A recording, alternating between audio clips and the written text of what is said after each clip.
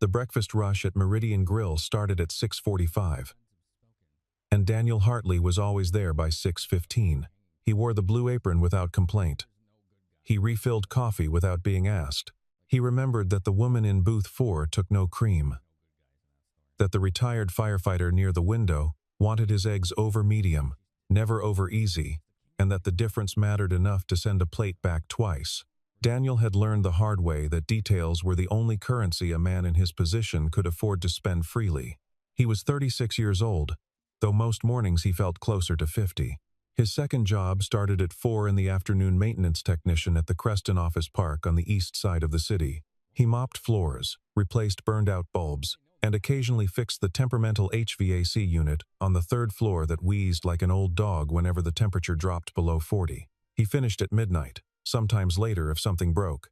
In between those two jobs, there was exactly one thing that made sense of all of it. Lily.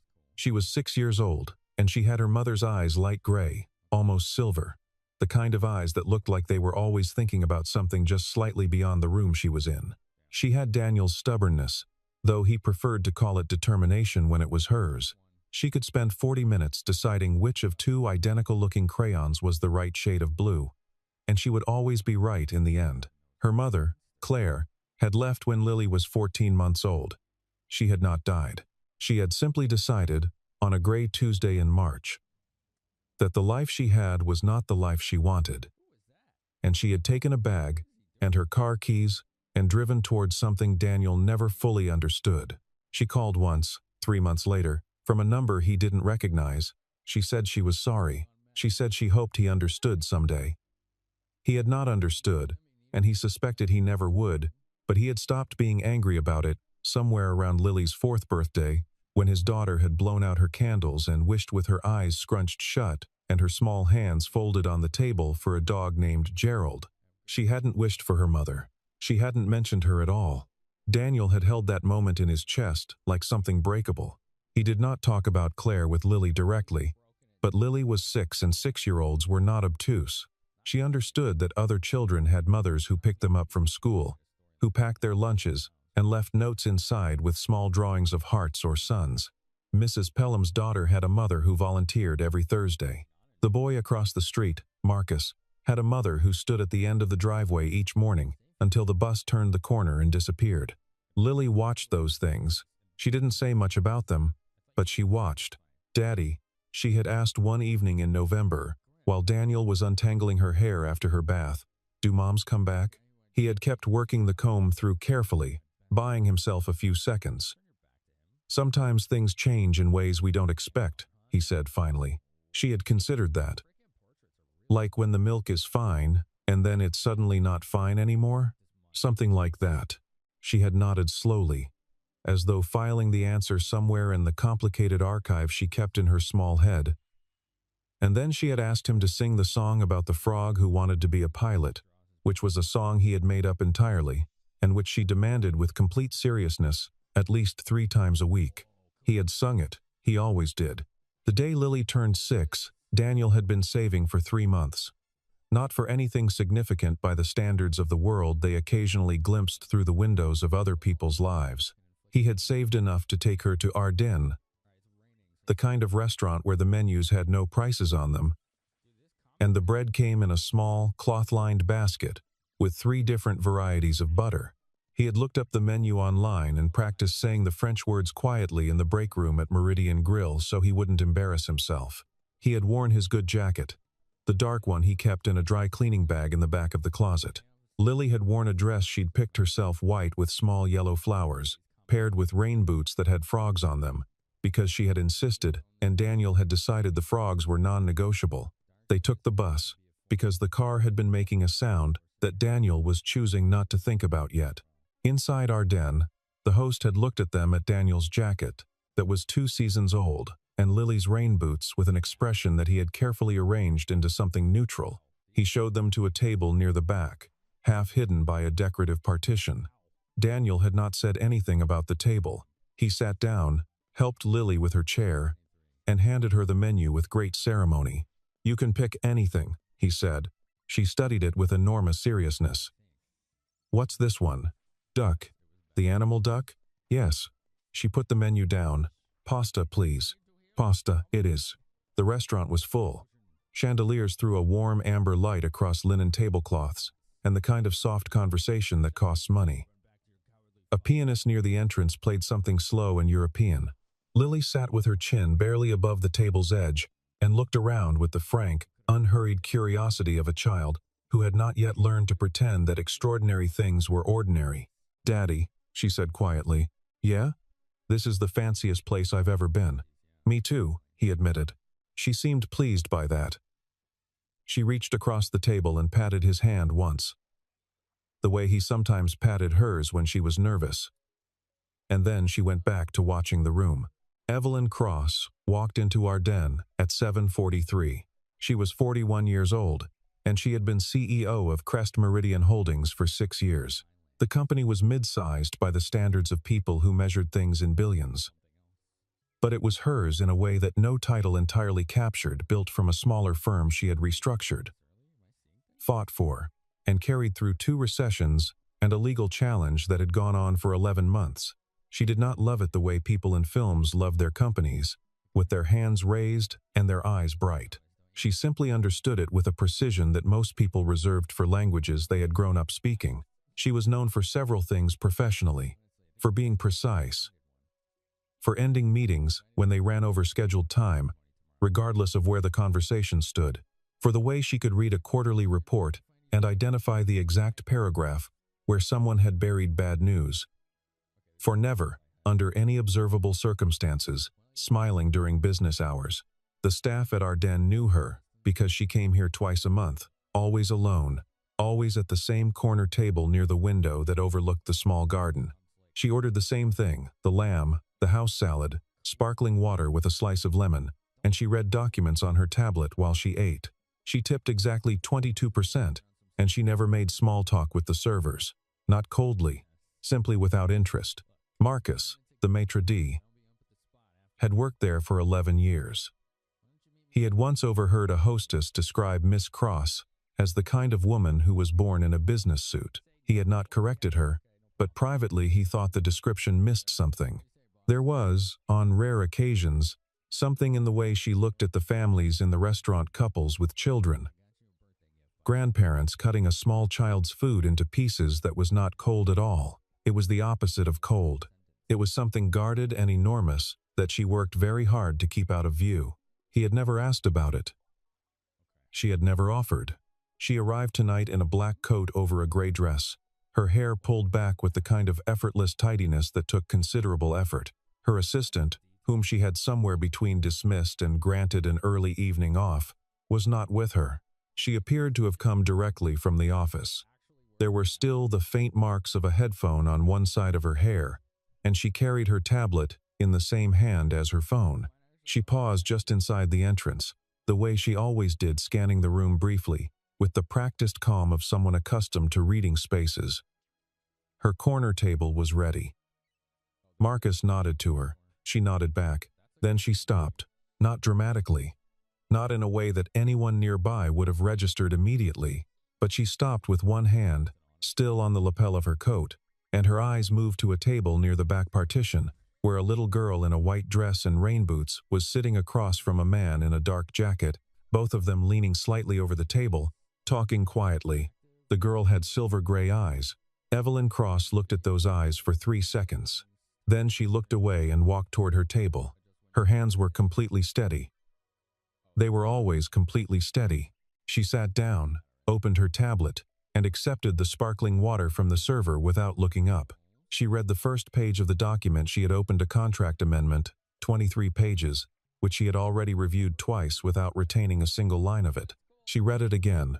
She set the tablet down. She looked out at the small garden through the window and watched the light fall across the gravel in a way that had no useful information in it at all. And she allowed herself, for exactly a moment, to feel the weight of what she always carried in rooms like this, in restaurants full of amber light and families and small children sitting across from their parents, as though everything were simple and continuous and without fault. Sophie would have been 9 years old this spring. The thought arrived, as it always did, not like a wound reopening but like something structural settling, a shift in the foundation. Evelyn had learned, over 5 years, to absorb it without visible motion. She picked up her tablet again. She read the second page. Across the restaurant, entirely unaware of being watched and then forgotten, Lily Hartley was explaining to her father with great authority why the bread with seeds was clearly superior to the bread without seeds, and why this was simply a fact and not an opinion. Daniel's phone buzzed at 7:58. He recognized the number. It was the Creston building manager, a man named Garrett, who called only when something needed to be fixed immediately, and who always began the conversation with, "I know it's late," in a way that suggested he felt no actual remorse about it. 2 seconds, Daniel said to Lily, standing up. "Just 2 seconds, I promise." Lily was mid-sentence about the seeds. He stepped away from the table, angling himself toward the partition so he could still see her while he talked. Garrett's HVAC unit had failed again, which was not a surprise. Daniel walked him through the reset sequence, which he had done so many times that he could do it verbally with his eyes on his daughter. Lily finished her thought about seeds. She looked around. The restaurant had reached that particular pitch of a full evening, the sum of many conversations becoming something ambient, something that a child could move inside without anyone noticing. Lily had the specific confidence of a 6-year-old who had decided she was allowed to exist in a space. She slid off her chair with the careful concentration of someone navigating from a significant height, smoothed the front of her dress, and began walking. She was not going anywhere in particular. She was exploring, which was different. She passed the table where an older couple were sharing a dessert without speaking, comfortable in a way that looked like a very long conversation.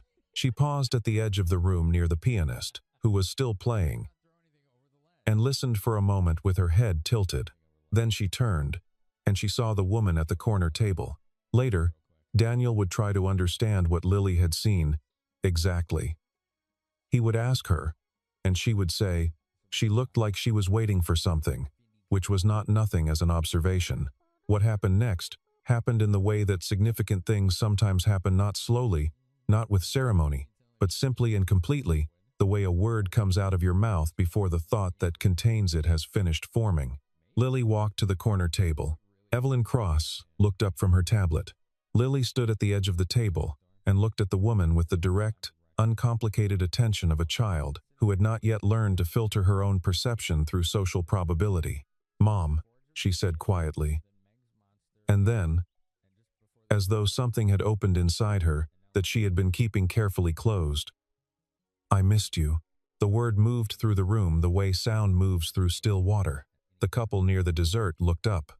The server who had been approaching with a water pitcher stopped.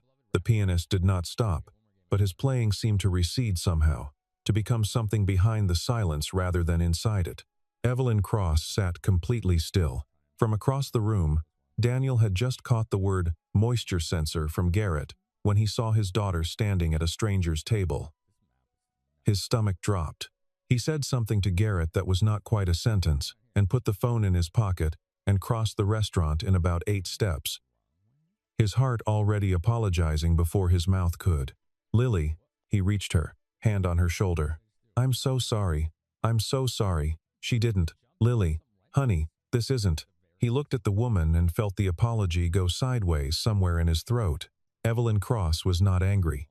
She was not annoyed, or cold, or doing the particular thing that wealthy people sometimes did, where their face went very smooth and distant to communicate that you had crossed a line. She was not doing anything that Daniel had prepared himself for. Her hands were flat on the table on either side of her tablet. Her eyes were fixed on Lily with an expression that Daniel had no immediate name for. It was too large for the situation, too old, something that had been in her for a long time and was only now finding the surface. Her jaw moved once, as though she was trying to find a shape for something, then not suddenly, but steadily, like something that had been building pressure for years and had simply reached the point where it could no longer hold. Her eyes filled. She did not blink. She did not look away. She simply sat there with tears moving down her face in the amber light of a restaurant full of people who had all, without coordinating it, gone quiet.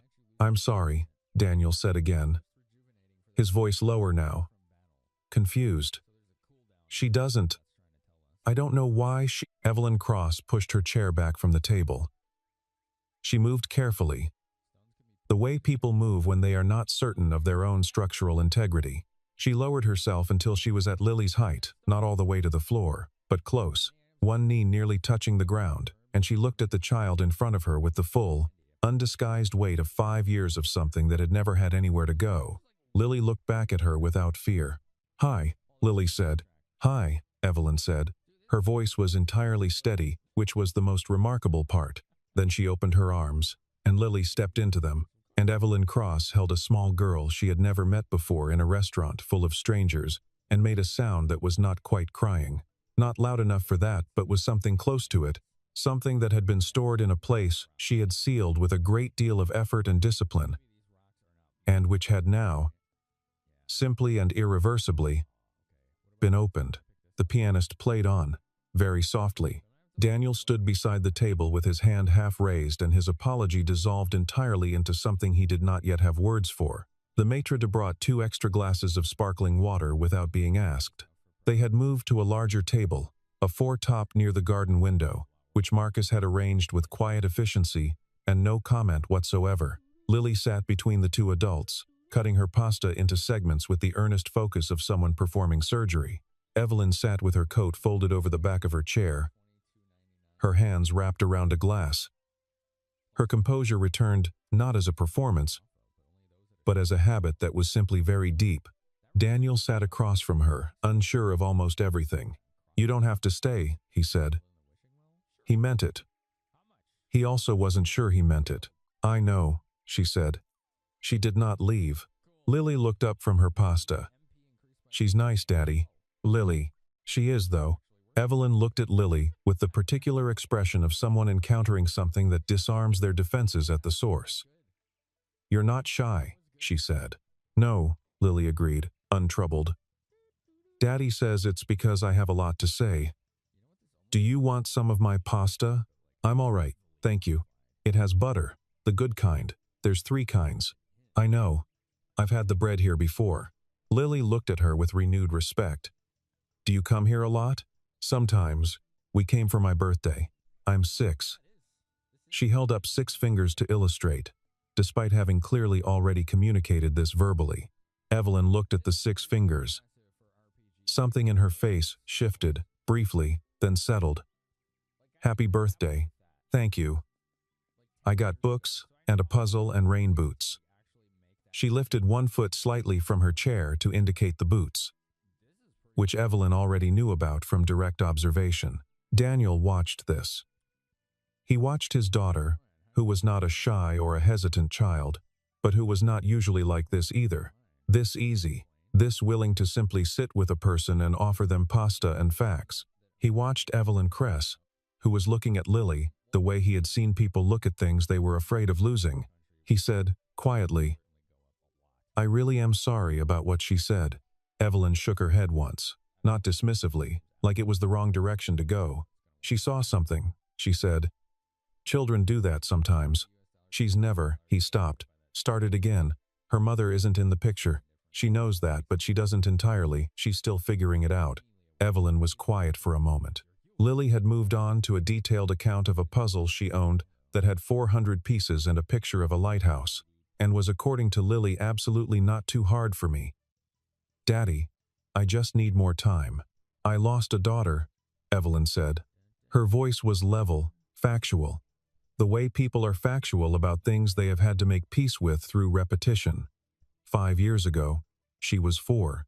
Daniel went still. "Car accident," Evelyn said. Her name was Sophie. Lily, who had not appeared to be listening, looked up. She studied Evelyn's face with the serious, unself-conscious attention she gave to things she was trying to understand. Then she went back to her pasta. "I'm very sorry," Daniel said, and the words felt entirely insufficient and also the only true thing he had. "So am I." She looked at the garden through the window. "I don't usually talk about it." "You don't have to." "I know." She picked up her glass. "Put it down again." She had gray eyes. "Sophie. Like yours." She said the last 2 words, directly, to Lily. Lily looked up again. "What's her favorite animal?" Evelyn blinked once. It was, possibly, the question she had least expected. Rabbits. She loved rabbits. I love frogs, Lily said. She pointed to her boots. See? Evelyn looked at the boots. And then slowly, completely unexpectedly, she smiled. It started small, the way something starts that has been still for a long time. Then it was simply there, full and real, in the amber light of our den on a Tuesday evening. And it changed the entire architecture of her face in a way that made her look, for a moment, like someone different. Someone who had not yet decided that happiness was something she had surrendered her claim to. Daniel registered it somewhere below conscious thought. The server, refilling water nearby, looked up, caught the expression, and then looked away with the expression of someone who had just seen something they knew was private. 3 weeks passed. Evelyn sent a birthday card to the address she had gotten from the restaurant's reservation system, not the Hartley's table, which had been a walk-in, but from Lily's school, which she had the name of from a passing comment, and the contact information of because she was a woman who, when she wanted to find something, found it. The card had a frog on the front.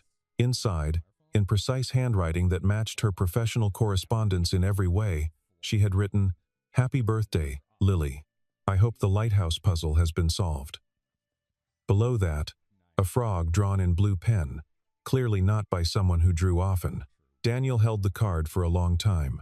He called the number on the back of her business card, which she had placed on the table as they were leaving our den with the specific non-pressure of someone who did not want to be the reason anything happened. It had sat on his kitchen counter for 9 days before he called. "The drawing is terrible," he said, when she answered. There was a pause. "I'm aware of that," she said. She loved it. She put it on the refrigerator, next to a drawing she did of a frog wearing a hat. Another pause. "Is the frog wearing the hat at a rakish angle?" "Very rakish." Something in the silence shifted. "How is she?" "She asks about you. She calls you the lady who had the butter bread and knew Sophie." Evelyn was quiet for a moment. "That's a very accurate description. She wants to know if she can see you again." He stopped, cleared his throat. "You absolutely do not have to. I know this whole thing is strange." "It is strange," Evelyn agreed. "But I'd like to see her again." What followed was not a plan, so much as a series of small, specific things. A Saturday afternoon at Castleton Park, where Lily ran in wide, uncoordinated circles around the duck pond and eventually decided to have a very serious conversation with one of the ducks, whom she named Leonard.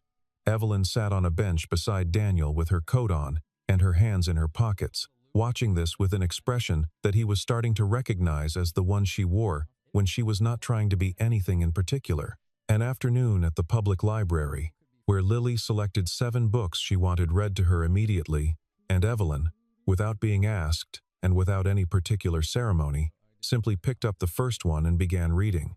She read with a flat, careful voice that had almost no theatrical inflection, and Lily was completely absorbed in about 30 seconds. Evelyn teaching Lily to play a scale on the upright piano in the community room of Daniel's building, which was almost never used. Lily could not yet reach both pedals. Evelyn sat beside her on the bench and did not tell her she was doing well when she wasn't, which Lily respected enormously. She told her which finger went where and why. And Lily practiced the same 5 notes, with the focus of someone approaching a professional benchmark. Daniel watched these things from the doorway or the bench or the other end of the library table. He was not excluded. He was simply often a step back, observing a thing happening that he had not seen coming. He noticed that Lily ate better on the days they spent with Evelyn, not because of anything Evelyn did, but because the meals took longer when there was more conversation, and Lily was less likely to declare herself finished after 6 bites when she was also in the middle of explaining something important about frogs. He noticed that Evelyn's phone buzzed less when she was with them. Or, more accurately, she looked at it less. The buzzing was probably the same, but she would glance at the screen, and then she would look back at Lily, and then the phone would go back into her pocket. He did not say anything about this. He was not sure what he would say. The photograph appeared in the Bellamy Post's online edition on a Thursday morning. It was a shot taken from some distance in the park, probably on the Saturday with the duck, and it showed Evelyn Cress in profile, still in her good coat, looking at a small child who was in the middle of what appeared to be an animated speech directed at a waterfowl. The photo had a caption: Crest Meridian Holdings, CEO, Evelyn Kress, 41, photographed at Castleton Park, with an unidentified child. Sources suggest a possible new chapter for the famously private executive. Daniel read it standing at the kitchen counter at 6 in the morning. Lily was still asleep. The apartment was quiet. He read it twice. Then he put his phone face down on the counter and stood very still for a moment. Within 24 hours, the story had shifted shape. The phrase sources suggest had become insiders reveal, and then close contacts confirm. And then the story had layers. The unidentified man at the park, Daniel, who was partially visible in another photo he had not seen being taken. The child, the CEO who had long been known for keeping her private life sealed. The comments were not a thing he had predicted the shape of. Some were warm people who had read the story and found it touching. Many were not. There were theories about motives, about image rehabilitation, about whether someone who had built a reputation on ruthless efficiency could be genuinely softened by proximity to a child, or whether the whole thing was a calculation. He showed Evelyn the article that evening, over the phone, without preamble. She was silent for a moment. "I've seen it. Are you all right? I've had worse. The board will have opinions about seeing a child, about anything that deviates from the narrative they're comfortable with. It's not personal." Daniel sat on the edge of his bed and looked at the wall. "I don't want to make things harder for you. Daniel, I mean it. Lily and we're not in your world. Whatever is happening with the three of us, whatever it is, I don't want it to cost you something real, because for you, it's actual stakes. Your company, your reputation." Evelyn was quiet for long enough that he thought she might be considering ending the call. "When I built Crest Meridian," she said finally, "I told myself I was building something that would outlast the parts of my life I had lost.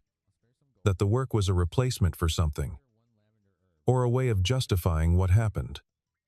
Do you understand that?" "I think so. I spent 5 years being very good at my job and extremely accomplished and completely alone. And the board approved of me, and the shareholders approved of me, and nobody asked me, ever, whether I was all right." He didn't say anything. "Lily asks me if I'm all right every time she sees me," she said. "Every single time. She just walks up and says, 'Are you okay?' Like it's the most natural question. She does that. It's extraordinary." He found that he was smiling, slightly, in the dark of his bedroom. "She'll grow out of it," he said. "All kids do, eventually." "Maybe," Evelyn said. "But not yet." The following week, a senior member of Evelyn's board requested a meeting to discuss matters pertaining to executive image and public perception, which was the kind of language that meant they had opinions about her personal life and had found polite administrative language in which to express them. She went to the meeting. She listened. She thanked them for their concern. She said nothing that could be used as a commitment in any direction. On the way back to her office, she called Daniel and asked if Lily had finished the lighthouse puzzle yet. "Last Tuesday," he said. She cried for 4 minutes because it was over, and then immediately started asking for a harder one. "I know a good one," Evelyn said. 500 pieces, a covered bridge in Vermont. She'll want to know what a covered bridge is. I'll explain it." The confession came on an ordinary evening in Evelyn's apartment, which was the first time Daniel and Lily had been there. Lily had approved of it, specifically of the piano in the living room. A real one, a baby grand, which she had played approximately one note on before falling into a philosophical conversation with Evelyn about whether pianos got lonely, and of the large window that looked out over the city lights. Daniel had made dinner, which had surprised Evelyn. He had arrived with bags and moved through her kitchen with the specific competence of someone who cooked not as a performance, but as a function, something he did 5 nights a week because his daughter needed to eat, and eating together was one of the things that held the edges of their life in place. Lily fell asleep on the couch at 8:30, the covered bridge puzzle half finished on the coffee table in front of her. Daniel and Evelyn sat at the kitchen table with tea, and the specific quiet of a room with a sleeping child in it. "Can I tell you something?" Evelyn asked. "Yes." She looked at her hands around the mug. She did not look at him. "The accident, the one where Sophie died. I was supposed to be with her. I was supposed to be in that car." She stopped, started again. "We were going to drive together, Sophie and I, to a birthday party for my sister's daughter. It was a 20-minute drive. Then I got a call from our legal team. We were in the middle of an acquisition, and there was a problem with the contract that they said needed my immediate input." Daniel waited. "I told my husband at the time, David, to take Sophie. I said I'd follow after. I told them it would only take an hour. She was very still. It took 4 hours. And at some point during those 4 hours, on a county road 40 minutes outside the city, a driver who had run a red light hit the car on the passenger side. The kitchen was completely quiet, except for the small sounds of a city at night. Sophie was in the back seat on the right." He set his mug down. "David walked away with a broken arm," she said. "And I spent 4 years afterward telling myself that it wasn't a choice I made. It was a professional obligation. It was a phone call. It was unforeseeable." She finally looked up. "And I also spent 4 years knowing, in a way I never said to anyone, that I chose the meeting. That when it came to that exact moment, I sent my daughter in my place. That's not the same as—" "I know what it's not the same as," she said. "And I also know what it was. Both things are true. I've learned to hold both things." He was quiet. "I built the company into what it is now because I needed, I don't know, a monument. Proof that there was a reason, that all the hours and the choices and the terrible costs had amounted to something that justified them." She shook her head. "It doesn't. It can't. You can't balance that ledger." He looked at her across the table for a long moment. She looked back, and she was not asking for anything. She was just saying something true. "My wife left," he said. "Claire. She didn't die. She chose to go." He looked at his mug. "For a long time I thought the version where she died would have been easier, because at least then, she didn't choose to leave." He let that sit. "That's a terrible thing to think. It's a human thing to think. It made me afraid to." He stopped. "I've been afraid to open anything. Any door that might have something else behind it. Because the math starts to feel like every time you let someone in, you're just adding to the count of what can be taken away." "Yes," Evelyn said simply. Like she recognized the exact geography of that sentence. From the living room, Lily made a small sound in her sleep, not distress, just the small adjustments of a sleeping child, settling further into the couch cushions, and both of them looked toward the doorway instinctively, then back. "She told me," Evelyn said quietly, "that Sophie would still love me. She did tell you that. She's 6 years old, and she told me that with complete certainty. No qualification. No probably, or I think. Just as a fact." Her voice was steady, but it cost something. "It was the first time since the accident that I believed it might be true." Daniel picked up his mug. "Put it down." "For what it's worth," he said. "I believe it too." Evelyn looked at him. Not like she was deciding whether to believe him. Like she was allowing herself to. "Okay," she said. They sat there for a while, in the kitchen, with the half-finished puzzle in the other room and the city quiet outside. And it was not complicated in the way that many things are complicated. It was just two people who had both been carrying too much for too long, sitting at a table and not, for once, carrying it alone. The call came at 11:42 on a Wednesday morning. It was from Lily's school. Lily had fallen on the playground, nothing severe, the nurse had said. But she was running a fever alongside the injury, and they couldn't reach Daniel's primary number. They had the secondary contact, which was Evelyn, whose information had been quietly added to the emergency list at some point, without Evelyn having made any particular note of it.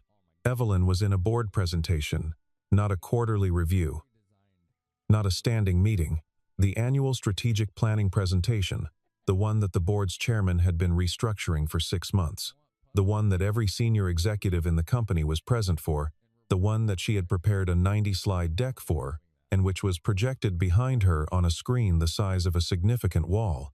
She was on slide 14 when her phone buzzed. She had the phone face down on the table, which was her practice during important meetings. Standard protocol. She did not check it. She advanced to slide 15. It buzzed again. She glanced at the screen.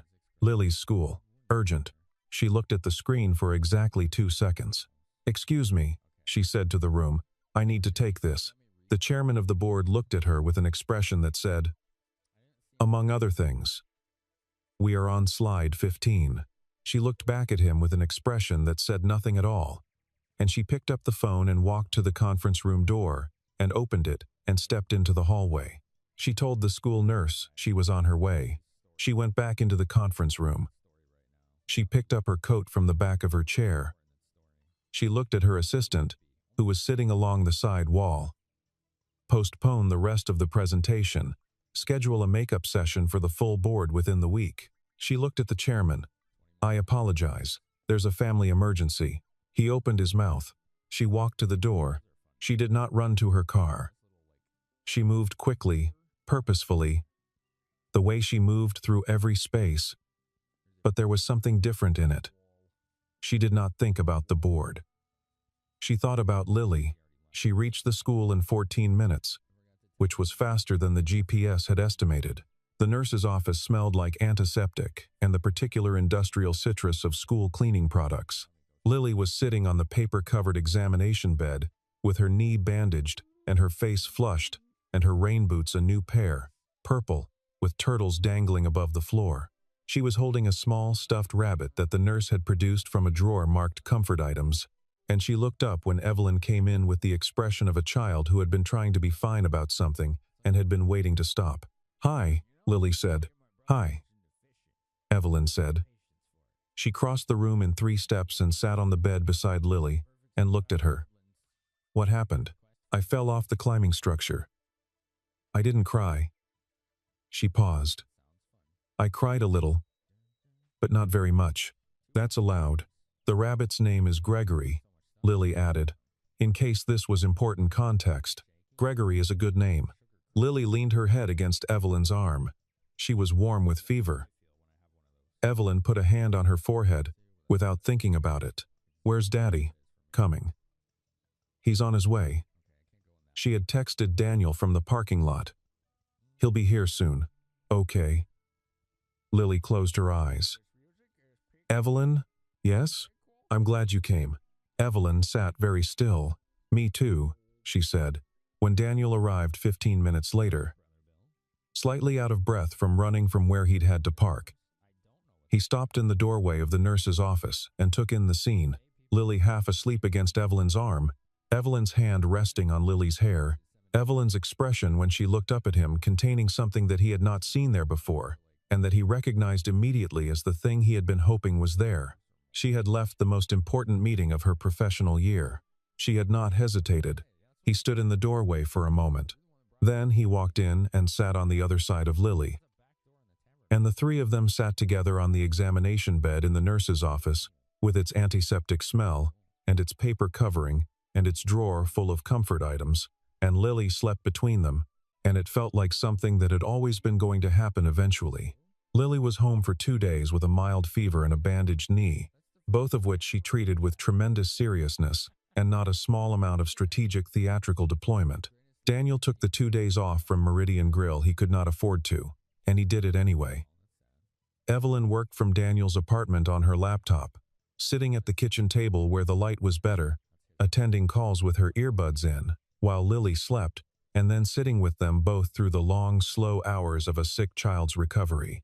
The particular rhythm of it, the juice boxes and the thermometers, the television on low, the windows letting in the flat winter light. She had not been in a space like this in 5 years. Not in the particular domestic interior of someone's daily life, not as a visitor, but as someone who was simply there, in the ordinary middle of it. On the second evening, Lily's fever broke. She sat up on the couch with the sudden energy of someone whose body has just stopped fighting something, looked at both of them with clear, bright eyes, and said, "I'm hungry." "What do you want?" Daniel asked. "Pasta. The kind with the butter. I can make that. The good butter." There were three kinds. I know what kind you mean. Lily considered this outcome satisfactory and leaned back against the cushions. Then she looked at Evelyn, who was closing her laptop at the kitchen table. Evelyn, yes? Are you staying for dinner? Evelyn looked at her laptop case. She looked at Lily. Do you want me to? Yes, Lily said. No qualification, just yes, as a fact. Evelyn opened her laptop case back up and put her laptop back on the table. She did not say anything about it. She simply stayed. Later, after the pasta, after Lily had been read to and had bargained an extra chapter out of Evelyn, who was a harder negotiator than Daniel, and therefore exactly the kind of resistance Lily enjoyed, after the lights were off in Lily's room, and the apartment had settled into its evening quiet, Lily called out, "Dad?" Daniel went to the doorway. "Yeah, Lil. Is Evelyn still here? She's in the kitchen. Tell her good night." "I will." There was a pause. "Dad? Still here. She feels like family." Said with the flat certainty of a 6-year-old, stating a verified fact. Like the kind you're supposed to have. Not the kind you got by accident. Daniel stood in the doorway for a moment. "Okay," he said quietly. "Okay," Lily agreed, and went to sleep. He went back to the kitchen. Evelyn was standing at the counter with a glass of water, and she looked at him with the particular expression of someone who has possibly heard what was just said from 2 rooms away and is not certain what to do with it. He looked at her. "She says good night," he said. Evelyn looked at her glass of water. "Set it down." She was quiet for a moment. "I don't know what this is," she said. "I want to be honest about that. I don't know what I'm doing, or whether I'm good at it, or whether any of this." She gestured, slightly. At the apartment, at the pasta bowls drying on the rack, at the closed door of Lily's room, whether any of this is something I deserve. He crossed the kitchen and stood close enough that she would have to look up to look at him. And she did. "She called out to tell you good night," he said. "She's been sick for 2 days, and the first person she thought of after me was you." He stopped. "I don't know exactly what this is either, but I know it's real. Whatever category it is, it's real." She looked at him for a long moment. "Okay," she said. He reached out and took her hand, very simply, the way you take someone's hand when you're not making a statement, but just acknowledging that they're there, that the space between two people doesn't have to stay empty, that you can choose again, slowly, imperfectly, with full knowledge of the cost to let something in. She let him hold her hand. Outside, the city was doing what cities do. Inside the apartment, nothing dramatic occurred.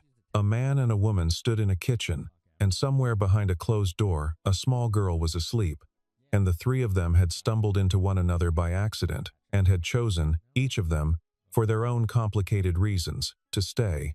Ardena was the same. The chandeliers were the same warm amber. The pianist at the entrance played something slow and European. The breadbasket came with 3 varieties of butter, which Lily identified and assessed with the focused authority of an established expert. Marcus, the maitre d', showed them to a table, not the one near the back partition, not the corner table by the window, but a 4-top near the garden, the good one, the one people requested. He had known, the moment he saw them at the door, that this was what the reservation was for. He had thought about the evening a year ago more times than he would have admitted. Lily was 7 now. She had her frog boots still, she had refused to grow out of them, which had required a workaround involving a half size and the removal of an insole. She had read 43 books in the past year. According to the chart on the refrigerator in the apartment that she and Daniel and Evelyn now shared, which was larger than Daniel's old apartment and smaller than Evelyn's old one, and which felt, to everyone who lived in it, like exactly the right size. Daniel had a stable position as a facilities and operations manager at a firm in the downtown district, which he had found through a contact and earned through an interview during which he had been, according to the contact, preposterously overqualified for a job you're going to be hired for anyway. The job paid steadily and kept normal hours, and had health insurance, and he had not yet stopped being quietly grateful for health insurance in the way that people are grateful for things that were previously absent. Evelyn had restructured her calendar in a way that the board had been skeptical about, and that had, within 6 months, resulted in a 14% improvement in focused output metrics and a significant reduction in after-hours emergency communications because it turned out that being present at dinner most evenings and having something other than the company to think about had improved her decision-making in ways that a consultant had subsequently written a paper about. She was still not someone who smiled often in professional contexts. She smiled, sitting at the table in Ardennes, watching Lily conduct her annual butter assessment. "The seated one is still best," Lily announced. "Unanimous consensus," Evelyn said. "You agreed last year," Lily said to Daniel. "I agreed last year, and I agree now," Daniel said. Lily considered this a satisfying resolution and went back to her menu, which she was old enough to read partially now, though she still had questions. Evelyn answered them without looking up from her own menu. In the easy, informational way she answered everything. The restaurant had the particular hum of a full evening. 2 tables over, an older couple was sharing something off a single plate. Near the window, a man was helping his daughter read the menu, tilting it toward the light. The pianist played. Lily looked up from her menu.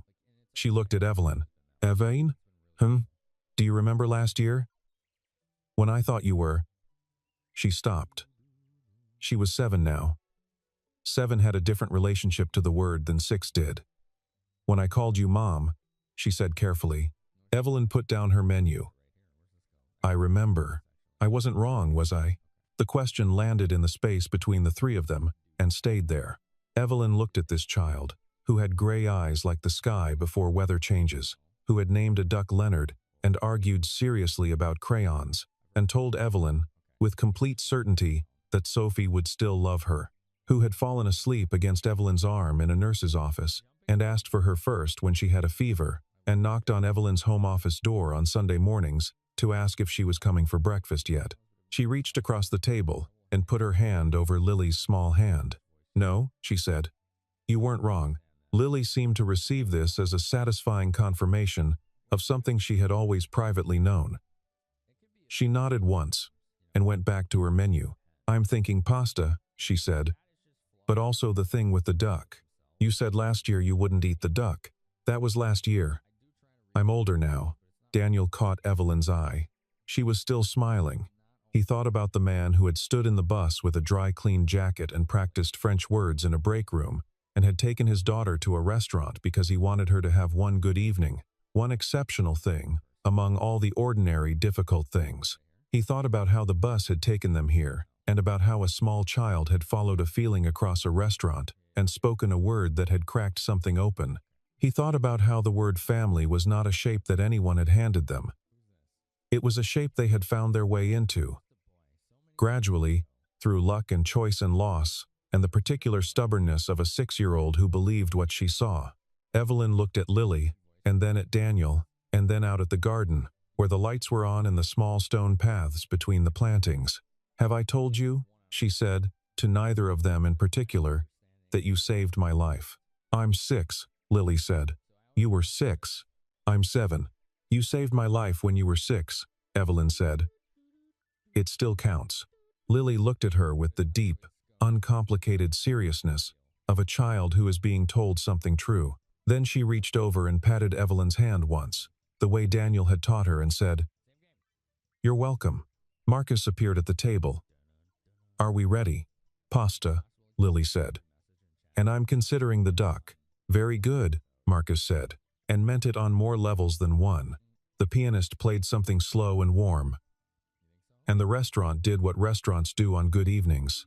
It held the people inside it in amber light, and gave them a table and bread and time, and it did not ask anything in return except that they show up, which they had, which they would.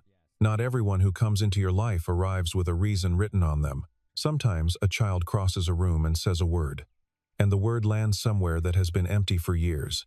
And everything that follows, the difficulty and the grief and the slow, imperfect work of finding your way toward one another, is simply what happens when people choose not to walk away from something real. Sometimes that is enough. Sometimes that is everything.